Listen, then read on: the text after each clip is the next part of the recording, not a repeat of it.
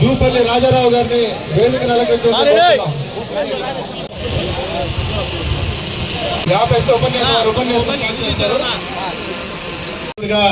ఈ ప్రాంతం నుంచి ఎమ్మెల్యేగా ఎన్నికయ్యి తర్వాత రాష్ట్ర నాయకుడిగా, జాతీయ నాయకుడిగా, అనేక పర్యాయాలు కేంద్ర మంత్రిగా, చివరికి రెండవ అత్యున్నత స్థానమైన దేశ ఉపరాష్ట్రపతిగా కూడా పనిచేసిన గౌరవనీయులు వెంకయ్యనాయుడు గారి సహచర్యంలో అనేక సంవత్సరాల పాటు నేను పనిచేయడం, ఆ సందర్భంగా నేను ఇవాళ ఈ మండలంలో, ఈ నియోజకవర్గంలో ఉంటున్న మండలాల పేర్లు మాత్రమే కాకుండా అనేక గ్రామాల పేర్లు కూడా చెప్పగలను. ఎందుకంటే నేను వారికి సహాయకుడిగా చేరిన మొదట్లో ఉదయగిరి వాళ్ళు వస్తే ఆయన ఎక్కడ పడుకుందామని కూడా బయటకు లేచి వచ్చేవాడు. నేను అడిగా, ఏంటి సార్ మిగతా వాళ్ళు వస్తే తర్వాత చూద్దామంటారు, ఉదయగిరి వాళ్ళు వస్తే ఎక్కడున్న బాత్రూమ్ నుంచి కూడా అలాగే బయటకు వచ్చేస్తున్నారు ఏంటంటే ఆయన చెప్పేవారు, బాబు ఉదయగిరి అనేది ఒక ప్రత్యేకం ఆయన, మీరు కూడా గుర్తుపెట్టుకోండి.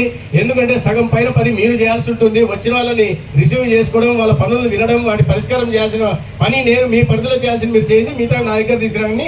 ఉదయగిరికి మాత్రం అత్యంత ప్రాధాన్యత ఇవ్వాలా. ఎవరు వ్యక్తి వచ్చినా కూడా ఎటువంటి రాజకీయాలకు సంబంధం లేకుండా ఈ పార్టీ ఆ పార్టీ అని కాకుండా ఎవరు వచ్చినా కూడా అర్ధరాత్రి అయినా వాళ్ళ పని చేసి పంపాలి అని ఆయన నాకు 30 సంవత్సరాల క్రితం చెప్పారు. అది ఇవాళ దాకా కొనసాగిస్తున్నాం. దాని కారణంగా ఉదయగిరి మీద ప్రత్యేకమైన ఒక అభిమానం ఎప్పుడు కూడా ఉండింది, అది కొనసాగుతూ కూడా ఉంటుంది. అయితే ఇక్కడ సమస్యల పరిష్కారం గురించి సోదరుడు సురేష్ గారు మొదట్లోనే అడిగారు, ఈ బడ్జెట్లో పెట్టి మాకు ఒక డయాలసిస్ సెంటర్ కావాలా, ఫ్లోరైడ్ ప్రాంతం మీకు తెలుసు కదా ఉదయగిరి గురించి, కాబట్టి వింజమూరుకు కావాలని వారు అడగడం. మొట్టమొదటి మన కూటమి ప్రభుత్వం చంద్రబాబు నాయుడు గారి నాయకత్వంలో ఏర్పాటైన తర్వాత మొట్టమొదటి బడ్జెట్లోనే ఇవాళ ఈ డయాలసిస్ సెంటర్ని పెట్టి 5 పడకల డయాలసిస్ సెంటర్ని ఇవాళ ఇవ్వడం, దాన్ని ప్రారంభించుకోవడం కూడా చేశాం. తద్వారా ఇక్కడ దాదాపు అనేక మంది ఫ్లోరైడ్ బారిన పడి, సికేడీ బారిన పడి ఉన్నారు. ఇతరత్ర కారణాలు కూడా ఉన్నాయి. డయాలసిస్, సికేడీ, క్రానిక్ కిడ్నీ డిసీజ్ రావడానికి అనేక కారణాలు ఉన్నాయి. వాటిలోకి నేను పోదలుచుకోలేదు. కానీ ఇక్కడ ప్రాంతంలో చాలా మంది ఇబ్బంది పడుతున్నారు. ఆత్మకూరుకి వెళ్తున్నారు, నెల్లూరుకి వెళ్తున్నారు. వారు పడే కష్టాలు ఆ సందర్భంగా ఏ రకంగా ఉంటాయనేది శాసనసభ్యులు చెప్పడం జరిగింది. కాబట్టి ఆ బాధల నుంచి వారిని తప్పించడం కోసం 5 పడకల డయాలసిస్ సెంటర్ని ఏర్పాటు చేసిన తర్వాత గ్రామీణ ప్రాంతం కరెంట్ ఎక్కువ పోతుంటుంది కాబట్టి దాన్ని దృష్టిలో పెట్టుకుని ఒక జనరేటర్ కూడా ఏర్పాటు చేస్తే నారాయణ రెడ్డి గారు జెడ్పీటీసీ, మాజీ జెడ్పీటీసీ, పార్టీ నాయకులు నారాయణ రెడ్డి గారు కూడా చాలా చిన్న విషయమే కానీ ఆ డయాలసిస్ చేస్తున్న సందర్భంలో వారికి బోరు కొట్టకుండా ఉండడం కోసం ఒక టీవీని బహుకరించారు ఆయన. దానికి నేను ప్రత్యేకంగా వారిని అభినందిస్తున్నా. ఈ కూటమి ప్రభుత్వం వచ్చిన తర్వాత ఈ ప్రధానమంత్రి నేషనల్ డయాలసిస్ ప్రోగ్రామ్ కింద ఈ డయాలసిస్ సెంటర్లు ఇవ్వడం 2016లో కేంద్ర ప్రభుత్వం మంజూరు చేయడం మొదలుపెట్టింది.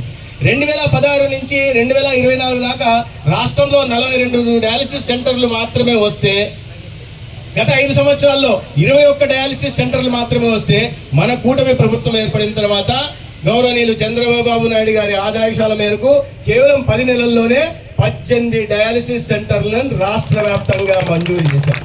ఇవాళ 3,20,000 మంది మాత్రమే సెషన్లు తీసుకుంటే, సెషన్లు 23-24 ఆర్థిక సంవత్సరంలో 3,80,000 సెషన్లు చేస్తే 24-25 ఆర్థిక సంవత్సరంలో అది కాస్త 4,95,000 సెషన్లు మనం ఈ రాష్ట్ర వ్యాప్తంగా చేశాం. ఈ ఆర్థిక సంవత్సరంలో కొత్తగా మంజూరు చేశాం. ఇవాళ పొదలకూరు కూడా ప్రారంభం చేయాలి, పొదలకూరుకి వెళ్లాల్సి ఉంది. తర్వాత వెంకటగిరికి కూడా ఒకటి మంజూరు చేస్తున్నాం.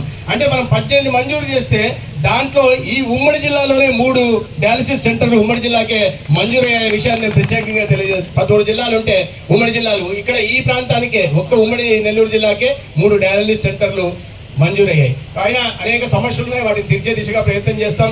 అయితే ఇక్కడ కూడా కొంతమంది ఒక డాక్టర్ లేరు, జనరల్ మెడిసిన్ డాక్టర్ లేరు, తొందరలో నియామకం చేస్తాం. అదేవిధంగా ఉదయగిరి సిఎస్సిని కూడా ఖచ్చితంగా పరిచే దిశగా కూడా ప్రయత్నాలు చేస్తాం. మిత్రులారా, నేను ఈ వేదికని రాజకీయ విమర్శలకు వాడుకోదలుచుకోలేదు. కానీ రాష్ట్రంలో డయాలసిస్ పేషెంట్ల సంఖ్య పెరుగుతూ ఉంది. 2014-2019 మధ్యకాలంలో 49,000 మేము స్టడీ చేశాం. ఎందుకు డయాలసిస్ సెంటర్లు విపరీతంగా పెరుగుతున్నాయని చూసాం. ఆ 5 సంవత్సరాలు చూస్తే 2014-19 5 సంవత్సరాల కాలంలో ఈ రాష్ట్రంలో 49,000 డయాలసిస్ కొత్తగా పేషెంట్లు వచ్చారు. తర్వాత చూసాం మళ్ళీ 2019 నుంచి 2024 దాకా 91,000 డయాలసిస్ సెంటర్లు డయాలసిస్ పేషెంట్లు కొత్తగా వచ్చారు. ఏంటి దీనికి కారణం అని చెప్తే 2018లో చూసాం. 2018లో కేవలం 12,000 కేసులు మాత్రమే కొత్తగా వచ్చాయి. 2019లో చూసాం 13 కేసులు మాత్రమే వచ్చాయి. 2020లో చూసాం. 2020లో చూస్తే సడన్ గా సంఖ్య అది 16,000కి పెరిగింది. ఎందుకయ్యా అనుకున్నాం. మళ్ళీ తర్వాత 2021లో చూసాం, అది కాస్త 20కి పోయింది.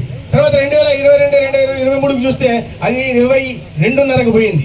24వ సంవత్సరానికి చూసేసరికి అది కాస్త 24,000 దాటింది. ఒకే సంవత్సరంలో 24,000 కేసులు కొత్తగా వచ్చాయి. దీనికి అంతా కారణం ఏందయ్యా అంటే 2019లో గతంలో ముఖ్యమంత్రిగా ఉంటున్న వ్యక్తి దీన్ని తయారు చేశాడు. ఏంటది? ఒక బ్రాండ్ తయారు చేస్తే ఆ బ్రాండ్ కారణంగా ఇవాళ ఈ కిడ్నీ పేషెంట్లు పెరుగుతా ఉన్నారు. ఆ బ్రాండ్ కారణంగా నేను రాజకీయ విమర్శలు కాదు, సైంటిఫిక్ స్టడీ చేసిన తర్వాత ఒక అథెంటిక్ ఇన్ఫర్మేషన్ తో నేను ఈ మాట చెప్తున్నా. ఈ 5 సంవత్సరాల్లోనే ఇట్లా డ్రాస్టిక్ హైక్ ఉండడానికి కారణం ఏంటయ్యా అంటే ప్రధానంగా మద్యం తాగడం వల్ల ఈ కేసులు పెరుగుతున్నాయి. అది కూడా ఒక కల్తీ మద్యమో నాణ్యత లేని మద్యం తాగడం వల్ల లివర్ కేసులు కానీ లేదా కిడ్నీ కేసులు కానీ లేదా న్యూరాలజీకి సంబంధించిన నరాల సంబంధిత వ్యాధులు కూడా 2019 సంవత్సరంలో కేవలం 380 మాత్రమే కొత్తగా నరాలకు సంబంధించిన న్యూరాలజీ కేసెస్ వస్తే 2023-24లో విజయరామరెడ్డి గారు 2023-24లో అది కాస్త 7,008. నేను ఇంకొక అడుగు ముందుకేసి ఈ ఉదయగిరికి పీపీపీ బోర్డులో 100 నుంచి 200 పడకల ఆసుపత్రిని, ఒక మల్టీ స్పెషాలిటీ ఆసుపత్రిని మంజూరు చేస్తాం పీపీపీ మోడల్లో. ఎందుకంటే ప్రభుత్వం వైపు నుంచి మేమే భూమి ఇస్తాం, ప్రభుత్వం నుంచి మేము కొద్దిగా ఆర్థిక సహకారం అందిస్తాం. ఉదయగిరికి సంబంధించిన వాళ్ళు ఒంటేరు వేణుగోపాల్ రెడ్డి గారు అక్కడ కూర్చొని చెప్తున్నారు, ఉదయగిరి వాళ్ళంతా కోటీశ్వరులు ఉన్నారు, ఎక్కువ బెంగళూరులో ఉంటారని. మీరు ఏం చేస్తారో నాకు తెలియదు. ఆ కోటీశ్వరులను రబ్బంటి ఈ ప్రాంతానికి సేవ చేయడానికి పీపీపీ మోడ్లో వాళ్ళ ఆసుపత్రి నిర్మించమనండి. ప్రభుత్వం వైపు నుంచి మేము భూమి ఇస్తాం, ఆర్థిక సహకారం కూడా అందిస్తాం.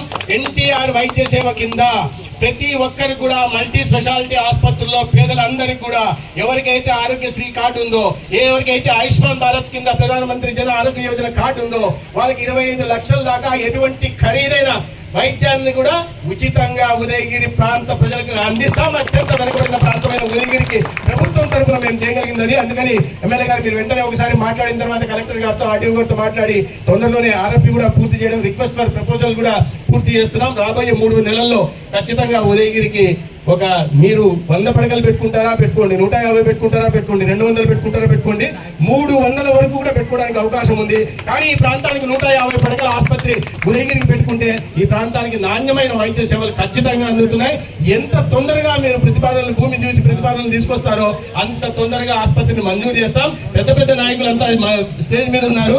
మీరే కడతారో ఆసుపత్రి పీపీపీ మోడ్లో, అది పబ్లిక్ ప్రైవేట్ పార్ట్నర్షిప్ లో మీరే కడతారో లేదా ఎవరన్నా తీసుకొచ్చి కట్టిస్తారో, కానీ ఉదయగిరికి మాత్రం ప్రభుత్వం చేస్తున్న ఈ నాణ్యమైన వైద్య సేవలు అందించడానికి ప్రభుత్వం చేస్తున్న దాంట్లో మీ వంతు సహకారం మీరు కూడా అందించాలని కోరుకుంటూ, ఒకటే నియోజకవర్గానికి ఒకటి ఇస్తాం.